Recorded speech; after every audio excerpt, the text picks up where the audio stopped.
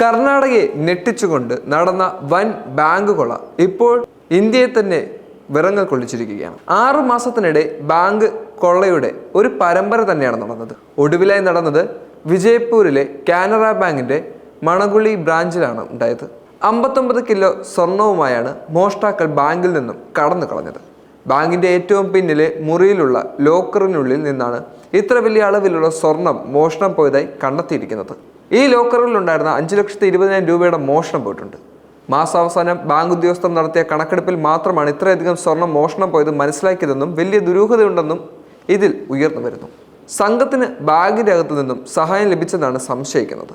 കൊള്ള സംഘം ലോക്കറിന്റെ ഒറിജിനൽ താക്കോലുകളാണ് ഉപയോഗിച്ചിരിക്കുന്നത്. വ്യാജ താക്കോൽ ഉപയോഗിച്ചോ ജനാല വഴിയോ ആയിരിക്കാം ബാങ്കിനകത്ത് കയറിയിരിക്കുന്നത്.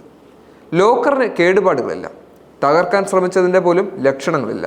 ലോക്കറുകൾക്ക് കീഴെ ദുർമന്ത്രവാദമെന്ന് തോന്നിക്കുന്ന വിധത്തിലുള്ള ചരട് കെട്ടിയ കറുത്ത പാവകൾ ലോക്കറുകൾക്ക് കീഴെ ഉപേക്ഷിച്ചാണ് കൊള്ള സംഘം രക്ഷപ്പെട്ടിരിക്കുന്നത്.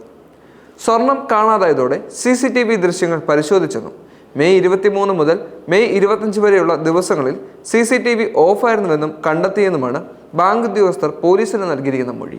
2 ദിവസം അവധിയായിരുന്നുവെന്നും മുൻകൂട്ടി കണ്ടാണ് മോഷ്ടാക്കൾ സ്വർണം കടത്താൻ ഈ സമയം തിരഞ്ഞെടുത്തിരിക്കുന്നത് എന്നും സൂചനകൾ ലഭിക്കുന്നു. ബാങ്കിന്റെ സേഫ്റ്റി അലാറം ഓഫായിരുന്നു. നെറ്റ്വർക്ക് വീഡിയോ റെക്കോർഡ് മോഷ്ടാക്കൾ കൊണ്ടുപോയി. CCTVകളും ഓഫായിരുന്നു. മോഷണം നടത്തിയത് ആരാണെന്നോ എങ്ങനെയാണ് ഇത്രയധികം സ്വർണം കടത്തിയതെന്നോ ഉള്ള ഒരു സൂചനയും പോലീസിനില്ല. സ്ഥലത്തെ സെക്യൂരിറ്റികളടക്കം ഈ വിവരം അറിഞ്ഞില്ല എന്ന ചോദ്യവുമുണ്ടായിരുന്നു. മോഷണം വൈകി മാത്രം റിപ്പോർട്ട് ചെയ്തതും പോലീസിന് തലവേദനയായി മാറി. സംഭവത്തിൽ 3 പേരടങ്ങുന്ന 8 സംഘങ്ങൾ അന്വേഷണം നടത്തുമെന്നും 8 പേരോളം മോഷണ സംഘത്തിലുണ്ടെന്നാണ് സൂചനയെന്നും വിജയ്പുര SP ലക്ഷ്മൺ നിംബാർഗി വ്യക്തമാക്കി. സംഭവത്തിൽ കൂടുതൽ അന്വേഷണം നടന്നു വരികയാണെന്നും പോലീസ് പറയുന്നുണ്ട്. പോലീസിനെ തന്നെ ഞെട്ടിച്ചുകൊണ്ട് ബാങ്കിൽ ഇത്ര വലിയൊരു മോഷണം നടന്നിട്ട് ബാങ്ക് ഉദ്യോഗസ്ഥർ കൃത്യമായ വിവരങ്ങൾ അറിയിച്ചില്ല എന്നുള്ളൊരു പരാതിയുമുണ്ട്. ബാങ്കിനകത്തു നിന്നുമുള്ള സഹായത്തോടുകൂടി തന്നെയാണ് ഈ മോഷണം നടന്നിട്ടുള്ളത് എന്നുള്ളതും വളരെ പ്രധാനപ്പെട്ട ഒരു ഘടകമായി മാറി.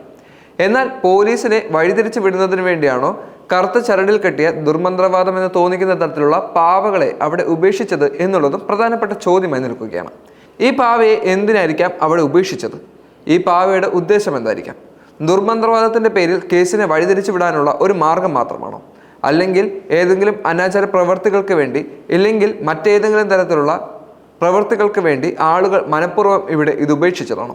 എന്തായാലും കർണാടകയിൽ ഇപ്പോൾ ഇങ്ങനെ സംഭവബഹുലമായി നടക്കുന്ന കവർച്ചയ്ക്ക് ഒരു അവസാനം നൽകാൻ ആർക്കായിരിക്കും സാധിക്കുക?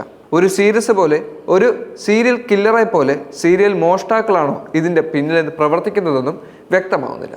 ഇവരെ കണ്ടുപിടിക്കാൻ സർക്കാർ ശ്രമിച്ചില്ലെങ്കിൽ, പോലീസുകാർ ഇതിൽ ഏതെങ്കിലും തരത്തിലുള്ള ഉഴപ്പ് സംഭവിപ്പിക്കുകയാണെങ്കിൽ വലിയ മോഷണങ്ങൾ ഇനിയും അവിടെ സംഭവിക്കുമെന്നുള്ളത് തീർച്ചയാണ്. കാനറ ബാങ്ക് പോലുള്ള വലിയ ബാങ്കുകളിൽ മോഷ്ടാക്കൾ നിസ്സാരമായി കയറിയെങ്കിൽ സാധാരണ ബാങ്കുകളിൽ അവർ ഏതെല്ലാം രീതിയിൽ എത്തുമെന്നുള്ളത് നമുക്ക് പറയാൻ പോലും സാധിക്കില്ല.